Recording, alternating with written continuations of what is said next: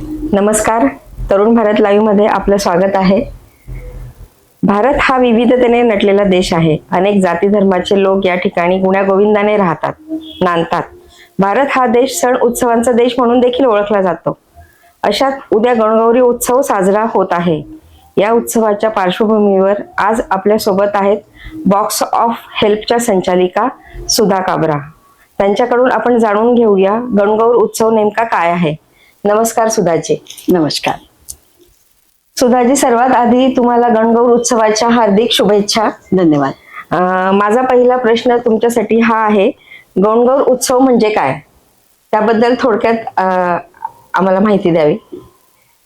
गणगौर हा उत्सव होलीच्या रंगानंतर जे उत्सव, होलीचे जे रंग असतात त्या हिशोबाने गणगौरचे उत्सव आहे.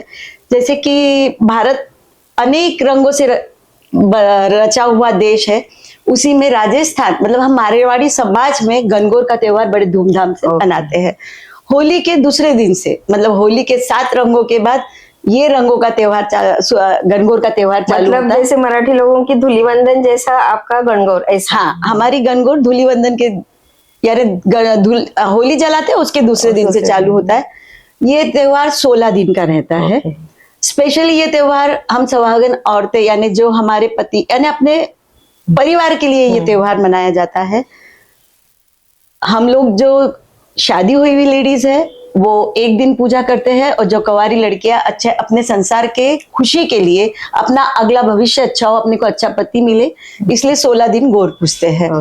ये त्योहार राजस्थान मतलब स्पेशली जयपुर जैसलमेर में बड़ी धूमधाम से, जैसे उधर तो बहुत धूमधाम से होली हो गई मथुरा में, वैसे राजस्थान में हमारे मारवाड़ी समाज में ये शिव पार्वती से कनेक्टेड ये यानी हमारे माहेश्वरी समाज की उत्पत्ति सभी जानते हैं, भगवान महेश अर्थात शिव जी से हुई हुई है.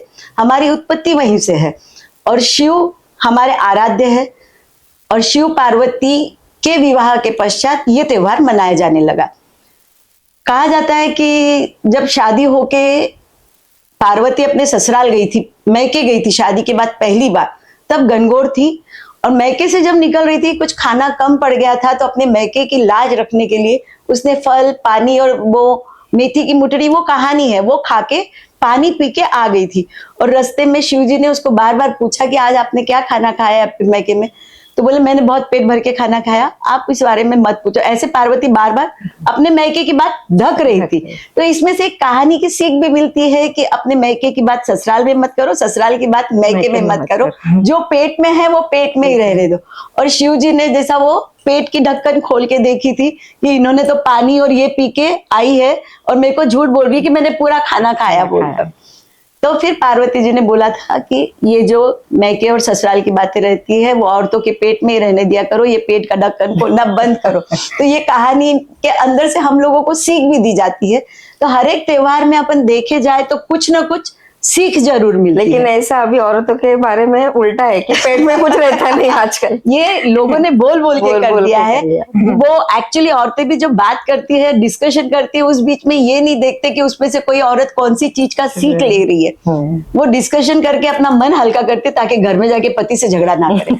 और अपनी औरतें बात करती है तो वो गलत मतलब निकालते हैं कि औरतें चुप नहीं बैठती. चलो ये तो पार्ट ऑफ द जोक हो गया.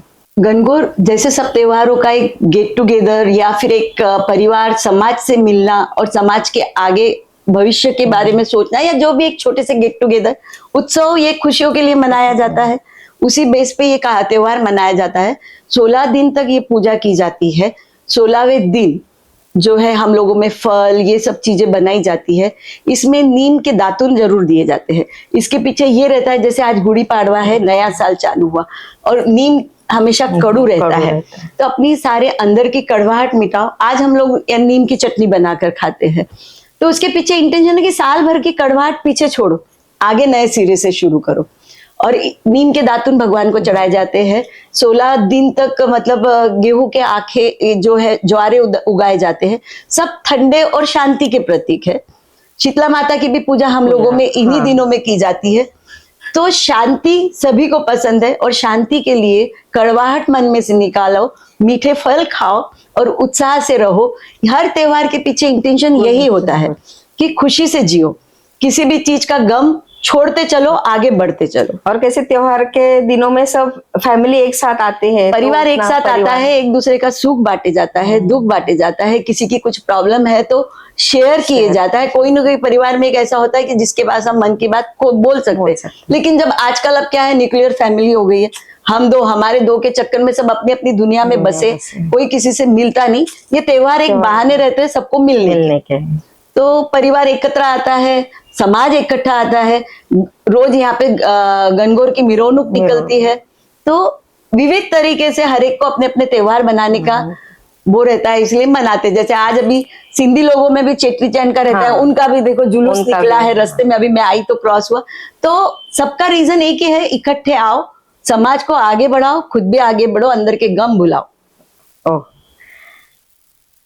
हा उत्सव साजरा करण्यासाठी काय परंपरा आहे आणि हा उत्सव कशा प्रकारे साजरा केला जातो? मैंने बताया ये उत्सव जैसे 16 दिन मनाया जाता है। कंवारी लड़कियां अपने सुहाग, अच्छा परिवार, अच्छा घर मिले इसलिए मनाई जाता है। और शादी होने के बाद, जैसे कि मैंने आपको बताया था पार्वती जी गई थी, तो शादी होने के बाद पहला त्योहार हम लोगों का गणगौर का 16 दिन लड़कियां मैके आके मनाती है। 16 दिन वो मैके में रहती है। 16 जैसे आखा जी को लड़कियां मैके में आके रहती है। हाँ, तो हम लोगों में गणगौर में कंपलसरी है, पहली गणगौर मैके में ही मनाई जाती है। उसके बाद जैसे हम लोगों के हस्बैंड लोग हम लोगों को लेने के लिए मैके में आते हैं। फिर वो सब यानी उद्यापन भी, अगर हम लोगों में हर त्योहार का उद्यापन होता है, तो उद्यापन भी करना है तो पहला उद्यापन सूरज जी का और गणगौर का होता है। उसके बाद लाइफ के फिर आगे होता है। तो पहला त्योहार गणगौर का मैके में ही मनाया जाता है। लड़कियां आती है, जाती है, सब गेट टुगेदर का ही एक वो होता है, पार्ट है। सुधाजी, मला अजून असं एक जाणून घ्यायचंय की हा उत्सव आता तर करतातच हे सगळ्या स्त्रिया, पण पूर्वीच्या महिला त्या उत्सव कशा प्रकारे साजरा करायच्या आणि आता कशा साजरा केला जातो, त्याच्यात काही तुलना, काही फरक आहे? बहुत फर्क है। पहले कोई भी त्योहार, एक तो पहले जॉइंट फैमिली में रहते थे, इसलिए हर त्योहार अपने आप में पूरा रोज ही पूरे परिवार में रोज त्योहार जैसा, कभी किसी का कुछ कभी का कुछ चलता ही रहता था।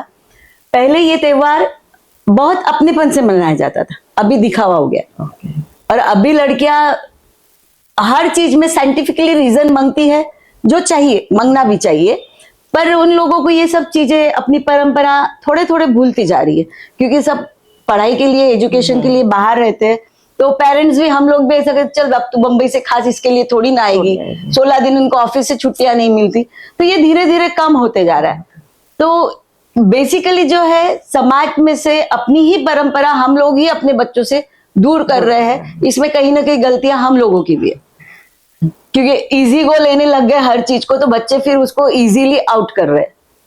तो वो चीज हो रही है जो कि नहीं होना चाहिए। आजकल की महिलाओं को आप क्या संदेश देना चाहोगे ये उत्सव के बारे में? कोई भी त्योहार हम लोग अपने परिवार, अपने समाज और उसके लिए मनाते हैं, तो मैं तो यही चाहूंगी कि अपनी परंपराएं खत्म ना हो। अपने परंपराओं को संभाल के रखना, ये अपनी धरोहर है, ये हमारी जिम्मेदारी है। और हम ही लोग इन सब चीजों से अपने बच्चों को दूर करेंगे तो अपना ही समाज अपने आप कब अंधेरे के अंदर गुम हो जाएगा, ये हमें भी पता नहीं चलेगा। तो हमारी परंपरा, हमारी समाज को आगे बढ़ाने के लिए हमारे बच्चों को ये सब चीजें सिखाना हमें जरूरी है। बराबर आहे। या वर्षी या उत्सवानिमित्त आपल्या गावात काय काय कार्यक्रम आहेत? ये इस साल ही नहीं, हर साल गणगौर की मिरोनुक निकलती है। यहाँ पे हमारे समाज के अलग अलग मंडल है। हर एक मंडल में इंटरनल, कभी गौर के डांस, गौर के गीत, गौर के हमारा एक टिपिकल एक, यानी पूजा के समय में भी एक गाना है जो सभी लेडीज को आता है। वो मतलब गणगौर के पूजा की कॉम्पिटिशन्स होती है, मिरोनुक निकलती है, गौर जो सजाई जाती है वो कैसे सजाते हैं, अलग अलग तरीके से लोग सजाते हैं। तो ऐसे अलग अलग मंडल में अलग अलग कॉम्पिटिशन्स होती है। आपको गाना थोड़ा सुना के बताएंगे, थोड़ा सा अपने प्रेक्षक के लिए? हाँ, वो नहीं, वो एक्चुअली 16 बार बोला जाता है। और वो गोर गोर गणपति ईश्वर पूजे पार्वती में पूजा, वो हमारे मारवाड़ी में वो गाना है। तो वो कंपलसरी सभी को आता है और सब लोग गाते हैं। 16 बार कंवारी लड़कियां बोलती है, 8 बार हम शादी हुई लड़कियां बोलती है। वो फल रहते हैं, 16 फल जो है लड़कियां चढ़ाती है, और वो उसमें से 8 फल हम लोग उठाते हैं, और उसमें से वो खाए बिना हम लोग खाना भी नहीं खा सकते। तो ऐसी परंपरा बनाई है जो अच्छी है। बहुत बहुत धन्यवाद सुधा जी, आज आप आए और गणगौर उत्सव के बारे में हमको बहुत सी जानकारी दी। इसके लिए मैं तरुण भारत लाइव की तरफ से आपका बहुत बहुत धन्यवाद करती हूँ। Thank you. धन्यवाद, आपने मेरे को बुलाया और मेरे समाज के प्रति लोगों को जागरूक करने के लिए मुझे यहाँ बुलाया, इसलिए बहुत बहुत धन्यवाद। धन्यवाद। धन्यवाद।